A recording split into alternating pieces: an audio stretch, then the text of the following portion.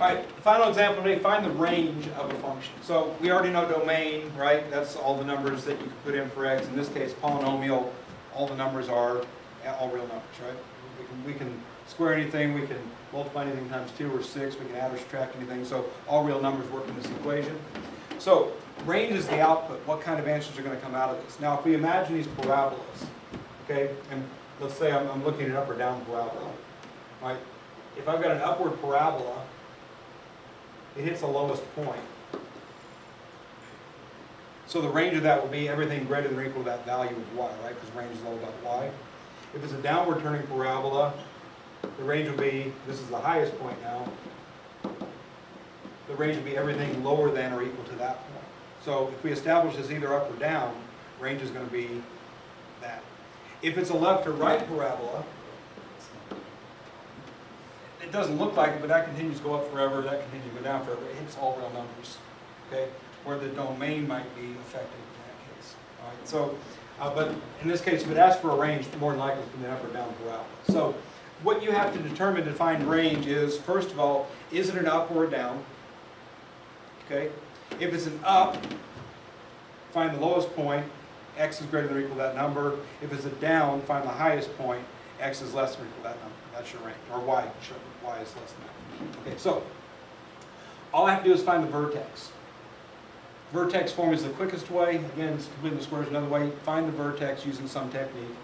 If we go with the x-coordinate of the vertex is negative b, which would be 6 over 2a, that's 2 times negative 2. That gets me 6 over negative 4, which is negative 1.5.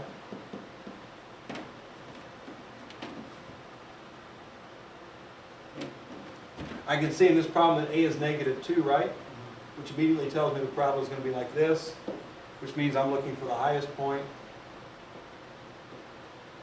And the range, I can even go ahead and write the answer, f of x such that f of x is less than or equal to blank, right?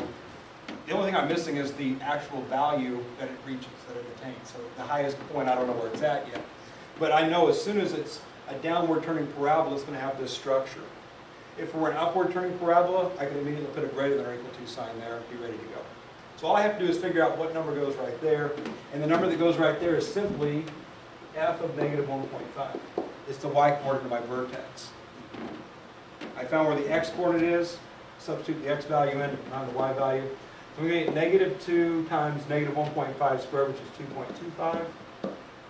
Minus 6 times negative 1.5 minus 1. Negative 2 times 2.25 is negative 4.5. Negative 6 times negative 1.5 is plus 9 minus 1. And that'd be 3.5.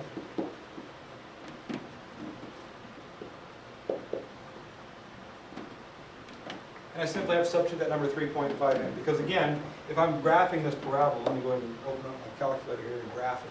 Take a look at it. If I'm graphing that, the vertex here's coordinates are negative 1.5 times 3.5.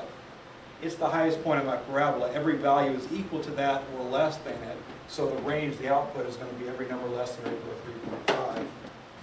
We go y equals here.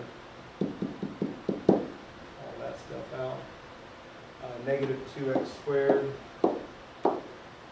minus 6x minus 1. For my window, let's go negative 5 to 5 is probably good. And let's go from, the highest point is 3.5, so let's go from negative 4 to 4. 3.5 will fit on that, right? Hit graph, and we should see a parabola that almost touches the top, but doesn't quite.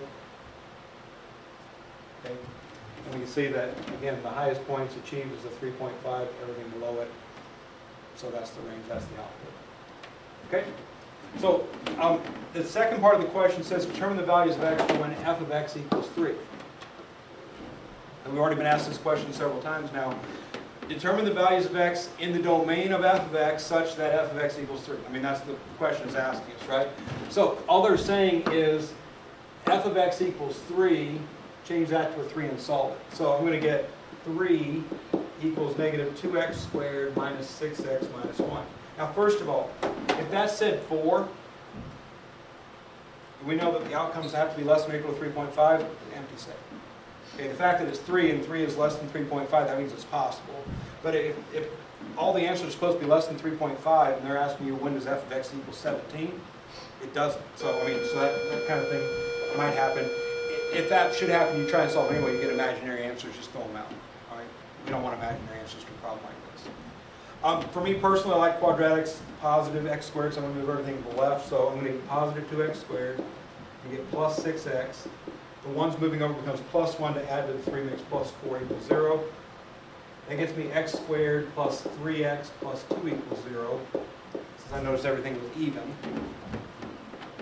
I could use the quadratic formula. I happen to notice that it factors x plus 1 and x plus 2.